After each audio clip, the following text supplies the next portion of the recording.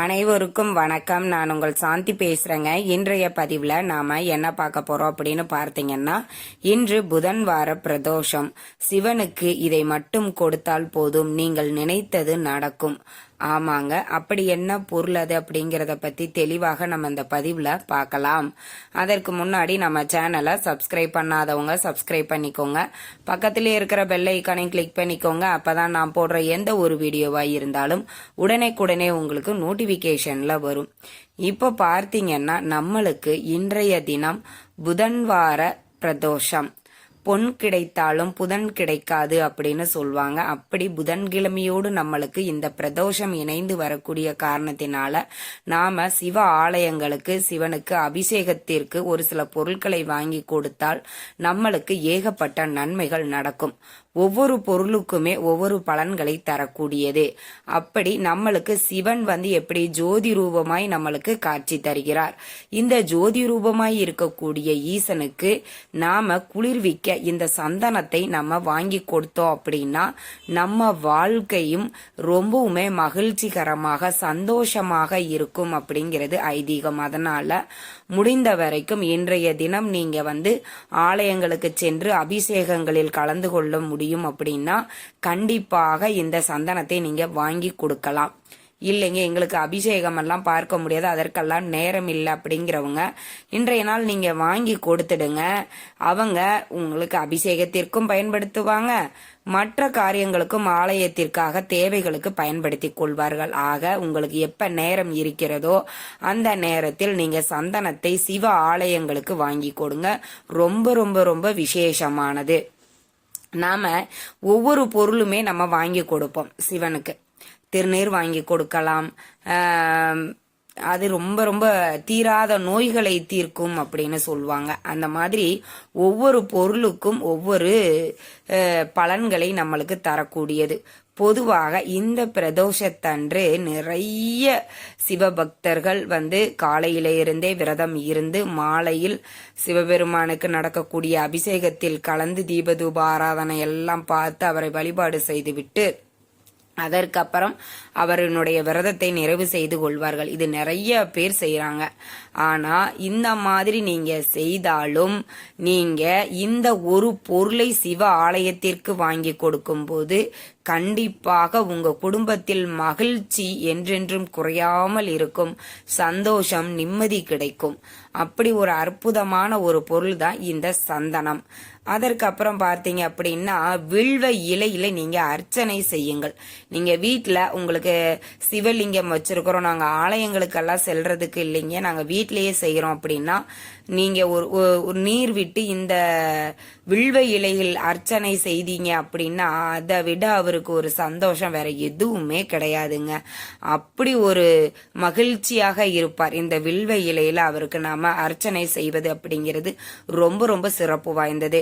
வீட்டுல எங்களுக்கு சிவலிங்கம் எல்லாம் இல்லைங்க அப்படிங்கிறவங்க சிவ ஆலயங்களுக்கு நீங்க வில்வ இலைகள் வாங்கிட்டு போய் நீங்க அர்ச்சனை செய்வது அப்படிங்கிறது ரொம்ப ரொம்ப ரொம்ப நல்ல பலன்களை கொடுக்கக்கூடியது. அதே மாதிரி நாம ஆலயங்கள்ல தூபக்கால் காட்டுவாங்க. இப்படி அந்த தூபக்காலுக்கு குங்குலிங்கம், இது நீங்க நாட்டு மருந்து கடைங்கள்ல பூஜா ஸ்டோர் ரூம்ல எல்லாம் கேட்டீங்கன்னா கிடைக்கும். இந்த குங்குலிங்கத்தை வாங்கி கொடுங்க.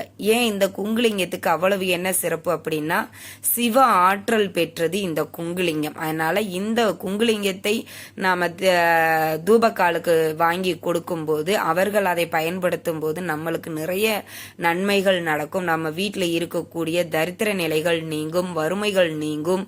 வீட்டுல ஏதாவது தீய சக்திகள் இருக்குது, ஒரு நெகட்டிவ் வைப்ரேஷன் இருக்குது அப்படின்னா அது எல்லாமே போயிடும். நீங்க சிவ ஆலயங்களுக்கு வாங்கி கொடுங்க. நீங்களும் வாங்கி வீட்டுல தீபதூப ஆராதனை எல்லாம் காட்டும் போது நீங்க இந்த குங்குலிங்கத்தையும் சாம்பிராணியில் சேர்த்து நீங்க அதை போடும்போது உங்க வீடுகள்ல போடும்போது உங்க வீட்லயும் எந்த ஒரு எதிர்மறை ஆற்றல்களும் இருக்காது. அவ்வளவு சக்தி வாய்ந்தது இந்த குங்குலிங்கம்.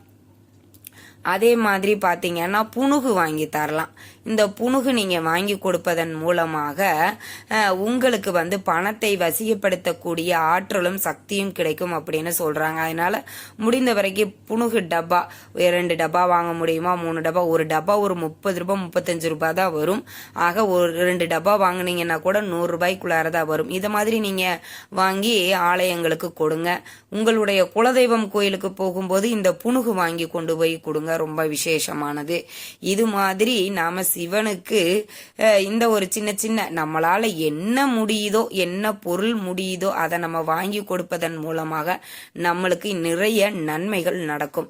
இப்ப நீங்க ருத்ராட்சம் அணிகிற மாதிரி இருக்குது அப்படின்னா அந்த ருத்ராட்சத்துக்கு திருநீர் வைத்து இந்த சிவனின் பாஞ்சாட்சர மந்திரத்தை கல்லாய் பிழையும் கருதா பிழையும் கசிந்துருகி நில்லா பிழையும் நினையா பிழையும் நின் 5 எழுத்தை சொல்லா பிழையும் துதியாய் பிழையும் தொழா பிழையும் எல்லா பிழையும் பொறுத்தருள்வாய் கச்சி எம்பெருமானே அப்படின்னு அவரை நாம வழிபாடு செய்து ஓம் நம சிவாயா மந்திரத்தை உங்களால எத்தனை முறை கூற முடியுமோ அத்தனை முறை நீங்க தாராளமாக சொல்லலாம்.